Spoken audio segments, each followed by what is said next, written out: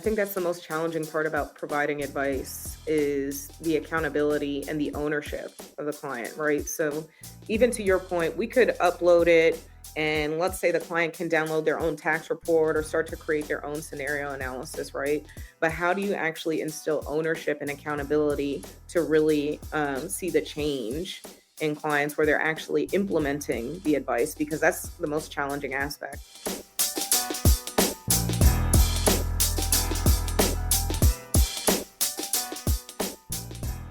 You are tuned into the Only Human podcast, where financial advisors learn how to stay irreplaceable in a world of AI. Only Human explores strategies for advisors to leverage their unique human edge and thrive alongside technology. I'll be back later with some important announcements. Until then, here's your host, behavioral financial advisor, Yohance. Enjoy the show.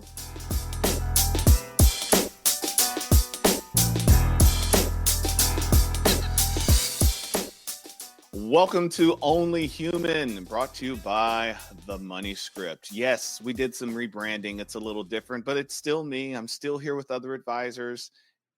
I'm not going to say the name to the old show. You know what it was, but now it's Only Human, where we are going to discuss how you as an advisor can stay human, because you only are human, as you work with clients and as technology finds its way to weave into everything that we've done. This is nothing new. Speaking of nothing new, without any further ado, I would like to welcome my wonderful guest, wonderful friend, sister from another mother, Chelsea Ransom Cooper. Welcome to Only Human. How are you? Thank you so much for having me. I'm doing amazing. Outside of it being super cold here in New Jersey, but I'm doing amazing. I'm feeling good kicking off the year. Oh, yes. So, yes, no matter when you're listening to this, for us, we're just kicking off the year. And speaking of kicking off the year, hopefully by the time you're hearing this, all the fires are out in California. Yes. My hearts, my money, my support goes to you all in California. If you need anything and you know me, please call me. I know I'm thousands of miles away, but money can be sent in an instant. Yes, hopefully y'all are okay. Man, that's been a lot. It just took me there to think about it. My sister's out there. She's sending me Really? text messages. So if all of a sudden I have to stop in the middle of this because she's calling for advice, like yesterday when she said, I just got an evacuation notice. What do I do? And it's like, evacuate. Yes. But still, some people need that coaching. Okay, Yeah. she's a bit of a conspiracy theorist. She was like, "How do I know this is real?" Like, it's on fire. Very real. Like, well, where do I evacuate to? I said, south and west. With west, I said water. Right. So that's about it. That's about it. So, so Chelsea and I, we met many moons ago, probably at one of the conferences somewhere. I think at some point. Yeah. We do this thing when we're at conferences. I'm just going to tell y'all because it's real. We say, "Hey, black person, what's up?" Really. Because there's just not a lot of us. We've grown. We're We growing, have. We and are that growing. is thanks to individuals like Chelsea. But we need more of you, because a lot of times, and again, this is not prejudice. This is not stereotype. This is just human. A Mhm. lot of times people prefer to work with people that look like them. And that's okay. That is perfectly okay. If that's the comfort level that you need and that you seek. And Mhm. also, unfortunately, sometimes advisors only want to work with people that look like them. Yeah. And that's usually not as helpful. So there's that. But that's not what we're here to talk about. We are only human. Right. Well, actually, we are here to talk about that because I was We talking about are. being human. We are. So let's just kick it off. Chelsea, tell us a little bit about your experience in the field as a financial advisor. How did you get to where you are today? Yeah, so I assume you mean before you and I started hanging out at Future Proof together. Future Really proof. was That's where we were. Oh, that's yeah. I where it should have was. It worn was my Future sweatshirt Proof. today. I should have done that. Missed It was opportunity. definitely. So born and raised in New Jersey through and through. I have a lot of New Jersey pride. I know New Jersey gets a lot of flack often, but I'm very proud of being from New Jersey. Grew up here. My mom is actually a fashion designer, still working as well. My father is Hey. a mortgage broker. So yes, I say I'm like the best of both worlds. I got the business mindedness from my father, I'm sure my mother wishes I got more fashion sense from her, but I'm working on it. Yeah, So I mean, you can't keep up with those fashion people. They're always ahead of us. They're telling us what light colors years. we're wearing next year. I'm like, how do you Oh, know this? 100%. She's like, these are the colors for 2026. I was like, can I we know, stay right? here? Like, wait a Like, minute. I got to change my closet again. Oh, right. okay. But that was really a lot of my upbringing. I mainly lived with my mother though, so that was really where I was raised. And then I went to Syracuse University, studied finance, and then also studied information management, technology, web design, all of Oh, the so things. you are uniquely qualified for our conversation today. Okay. Yes. Mm, That was really, and I thought I was going to go into financial planning and like helping people with their money. But when I went to start going to the career fairs to talk to people, there were only insurance companies there. And the immediate question was, well, do you have 10 people that you can immediately call and bring on as clients? And I was like, no, I want to like help people. Like, I want to create plans and like budgets and strategies. And they're like, no, we sell insurance. So mm, honestly, I thought, okay, well, then this is all the industry does. So I ended up taking a job in public accounting, doing okay. consulting and audit work. And I did not love it. I didn't love anything about it. But I kept thinking about personal finance. I read a lot of articles, I read a lot of books. And I realized I was like, this is actually bringing me more joy. And I started posting on LinkedIn like tips and advice. And my manager was like, Chelsea, what are you doing? Like, we do audit. Like, why do you keep posting about this stuff? Like, we don't do this here. And I Why was are like, you you're trying to help right. people, Chelsea? Stop it. Right. And I was like, you know what? You're right. We don't do this here. I need a new job. So I ended up going to the Financial Planning Association, met a ton of different advisors, but one really stuck out to me who was an independent RIA. And she was telling me about the work that she does and how she does comprehensive planning at these flat fees. And I was like, wait, I had no idea that was even an option. So I started to apply for roles at independent RIAs, and that was my first opportunity in the industry was at a $2 billion RIA. So they did portfolio management, but they noticed that when there was market volatility, they were losing clients. So they're like, we need to start hiring CFPs so that we have more planning to make the clients more sticky, if you will. So I was the second or third CFP that they brought on the team. So keep in mind, let me take a step back. You probably didn't hear it, but didn't come from a lot of conversations around money with my parents. This was my first opportunity getting into the industry. I immediately started my CFP, but it was like drinking from the fire hose, like trying to understand Medicare, Social Security, estate planning, all of these things. When it was like a foreign language to me. I felt like I was truly learning another language at the same time. But I really stuck through it because I really wanted to understand how people were able to build and retain wealth, especially because I didn't come from that background. And I knew that one day, if I was able to learn from that, I could bring that back to the community that did inspire me to become a financial planner and advisor. So that was always my initial thought and strategy. So fast forward, I was there for about 4 years. And I always say 2020 like brought a lot of reflection for a lot of us. And I think I realized I was getting to a point where I could not continue to move forward at that company based on my age and also the fact that they did have a $2 million minimum at the time, um, to bring on new clients. And again, I was in my 20s, didn't have a lot of natural relationships like that. So there was this ceiling as to how high I could go. At the same time, I actually met another person named Jason Ray, through a mutual friend. And I was complaining about how frustrating it was and how I couldn't find any other people of color in New York who were going for their CFP and wanted to be financial advisors. And my friend Brian was like, you need to talk to Jason. He's based out of Philly, but you should connect with him. So Jason actually came Shout out to, to Jason. yeah, shout out Jason. He came to New York. We actually need to go and get brunch there again. But he came to New York. We had lunch. We sat down, and he's like, Chelsea, I want to offer investment management without minimums. Like that is my vision. And I'm going to quit my job in the next few months, and I'm going to do it. It's going to be called Zenith Solutions. And I was like, that is awesome, Jason. Let me know how it goes. And I he was think there's more to this. I think you're bearing the lead here.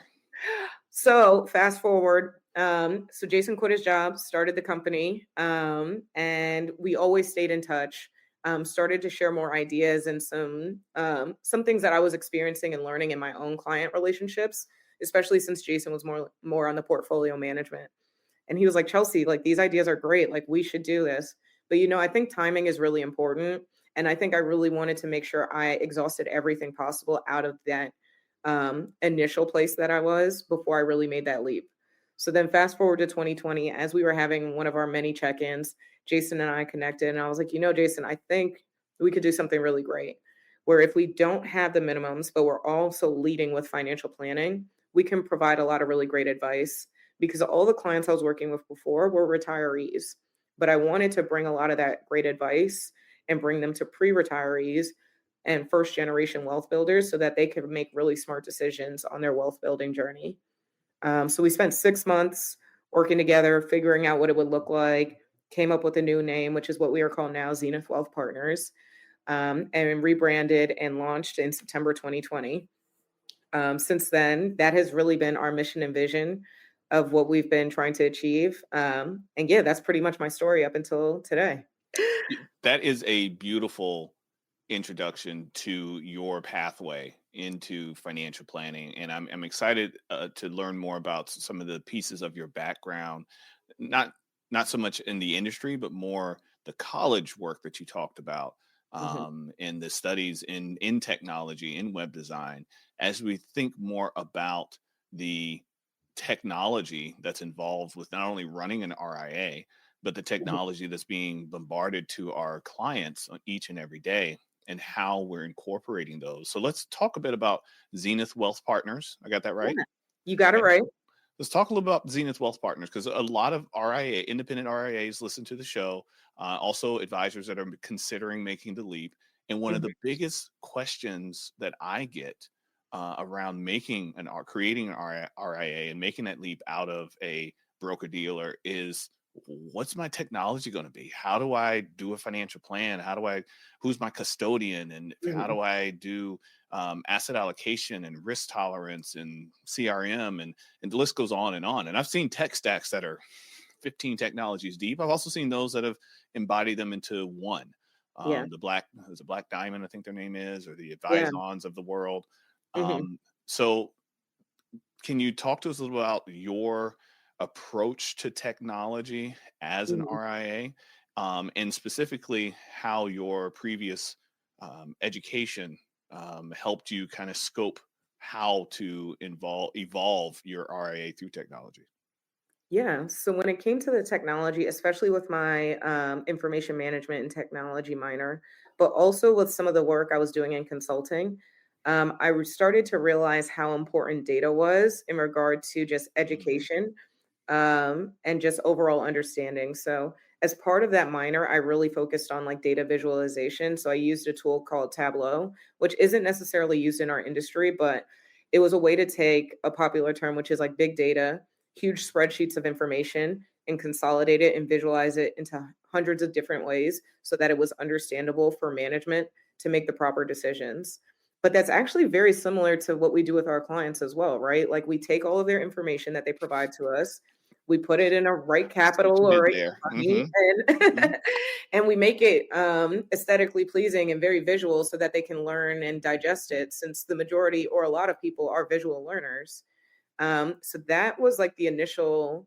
I had to do a lot of that work originally when I was in college, but also when I was a consultant. So that was really kind of when I started to open my eyes.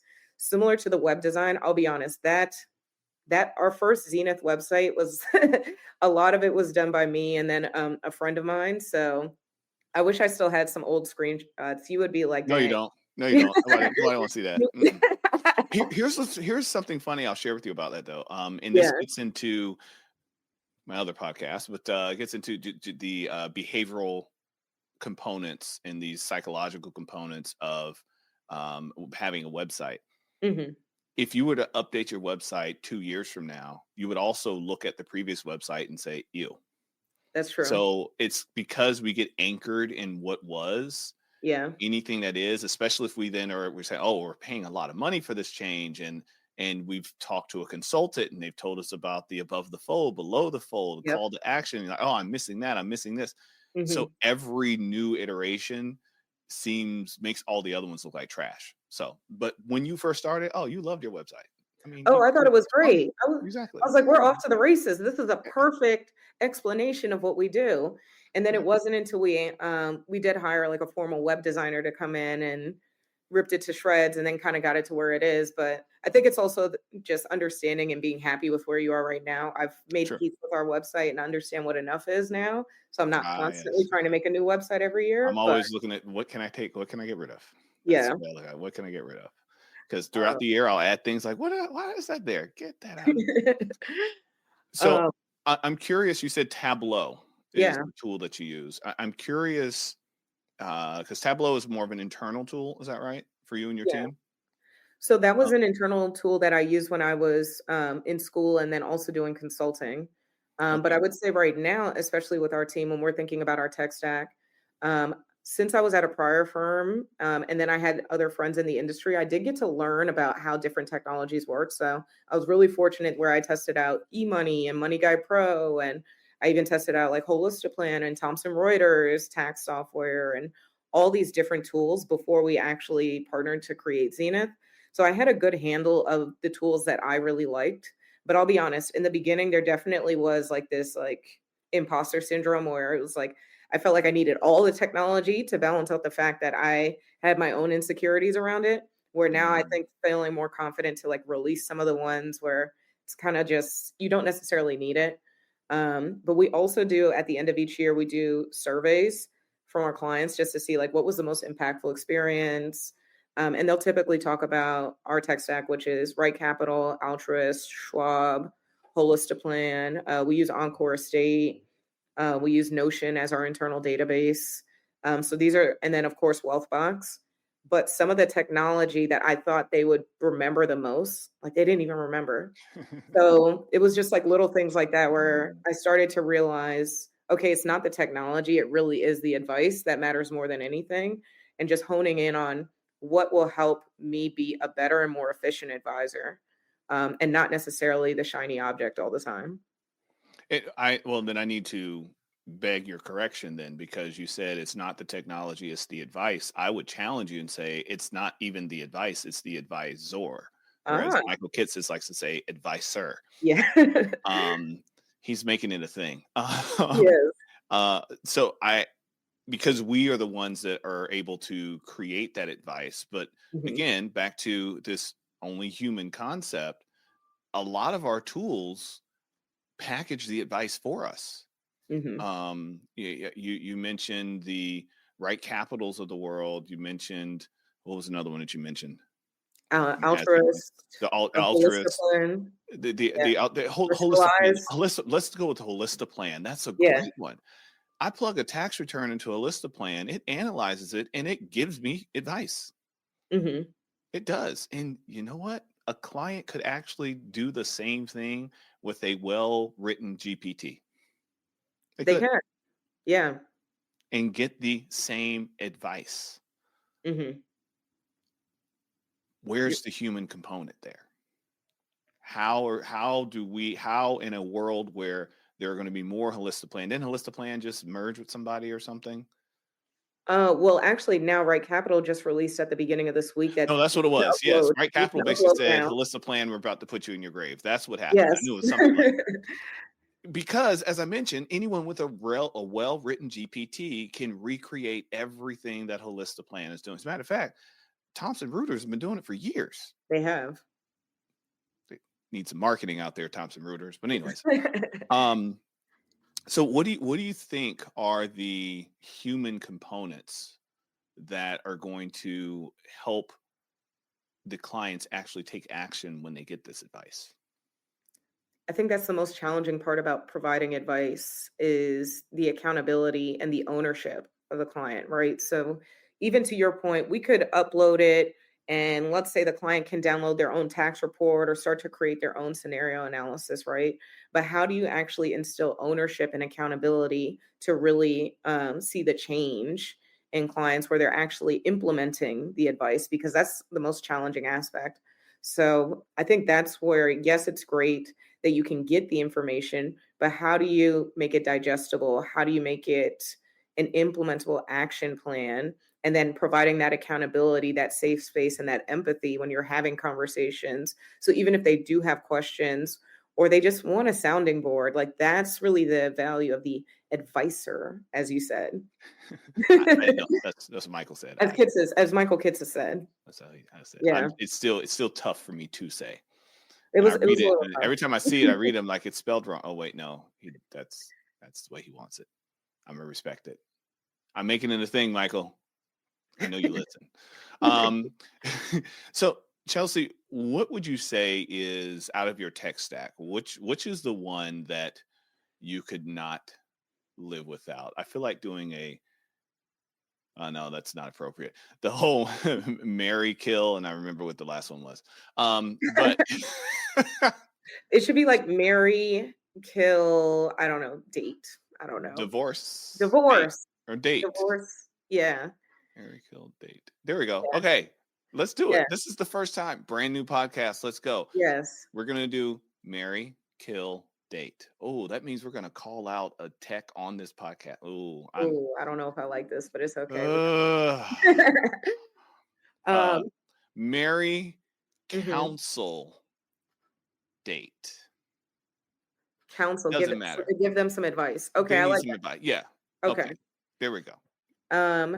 So I would say Mary would have to say, um, I'm torn, but I'm gonna go with Notion AI. Okay. So it's actually not a financial planning tool, Yeah, but but what it's a what do you call it? System, not system, not programmer. You know what I'm trying to say. it's more or less like a Project database. management. It's a It's a project management project tool. management That's tool. what I was Yeah. trying to say. Yeah, there it is.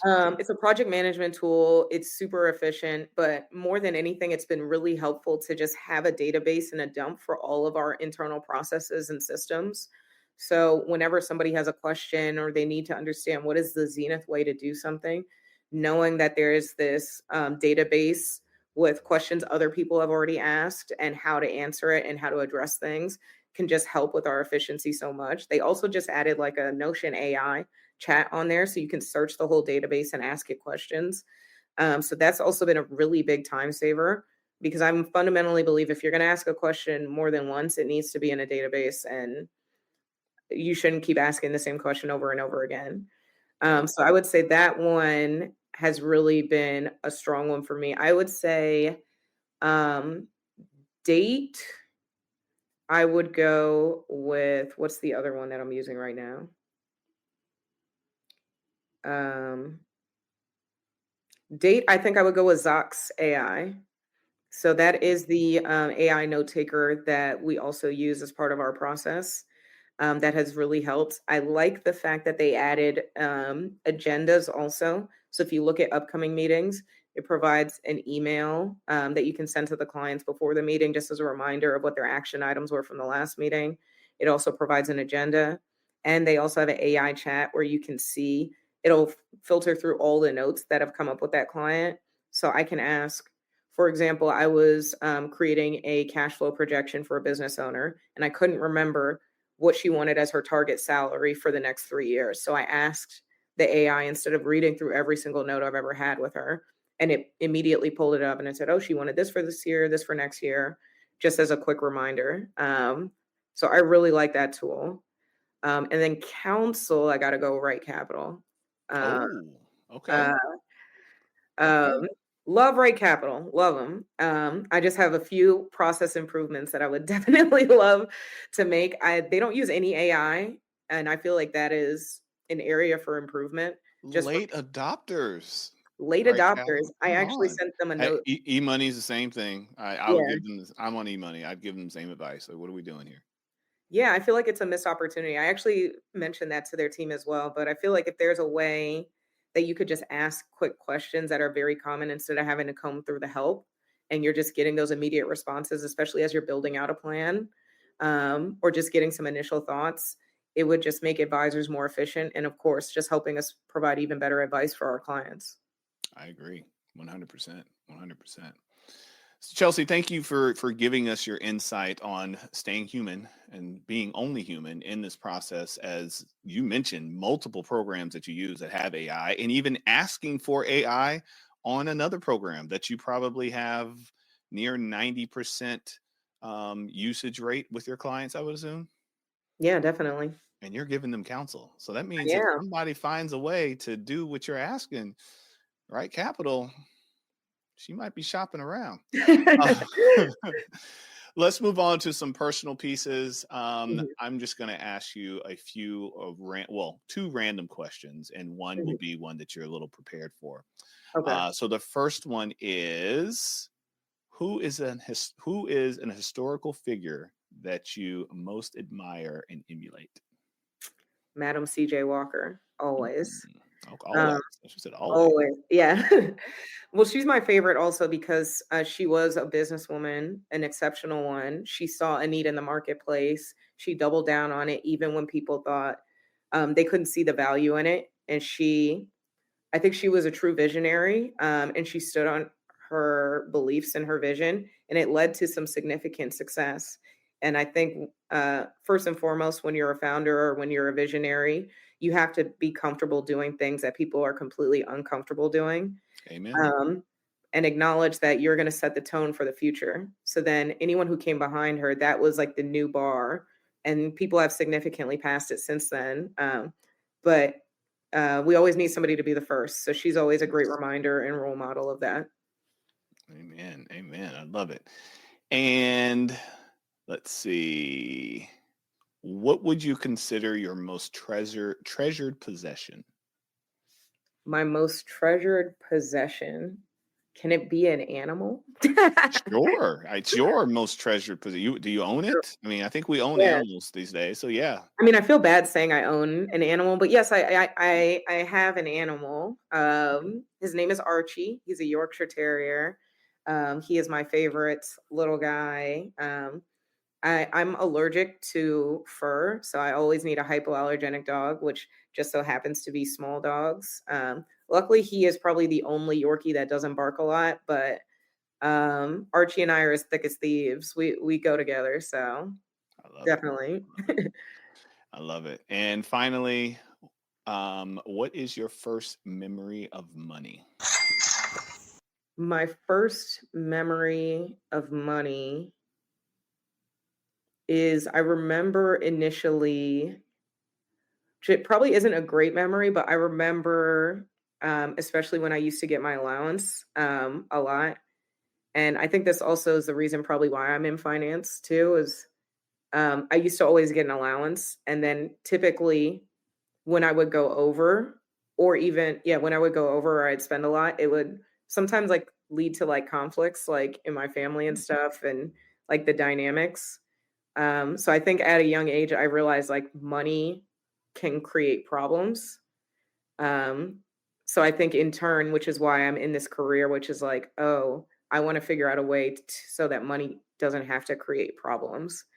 So even though you told me you were going to ask that, I was thinking about it, and every memory I could think of was just money creates conflict was kind of like the Ooh, synopsis of it. okay. So um, I think that's also why I am a financial planner. Sometimes people fall into things for love. I think I probably fell into it a little bit for trauma, but Yeah. um, that that always was my North Star of I don't want money to create conflict or problems for other people. Beautiful. Beautiful. And if there happen to be individuals that are listening to this episode and would like to learn more about you, your practice, or get in touch with you, how can they find you? Yeah, so I'm on LinkedIn as Chelsea Ransom Cooper, a very long name. Or you can find me on Instagram at chelsea.cfp. I put out video content as well. Or you can follow our website, which is Zenith Wealth Partners. Wonderful. Well, Chelsea, again, thank you for joining us for our second episode of Only Human. Yes, you were number two. This is, I'm still, and thank you, all of our lovely listeners that transferred from the Money Strip podcast and joined us over here. Thank you for listening to all the episodes all over again. I appreciate that. Please do that because it's a new podcast. So subscribe, download, and delete them later. or listen to them again. Why not? Put it on while you're taking a run. Put it on while you're doing that mundane task that AI hasn't figured out how to do for you yet. Put it on while you're on your Peloton. Put it on while you're driving in your car. Just put it on. Let it ride. You might learn a thing or two, and you might find a way to stay only human in the world of AI technology. So until next time, we will see you soon. Take care.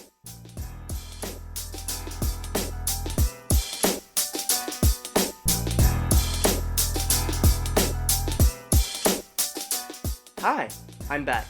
Did you enjoy being a fly on the wall for that conversation? I know I did.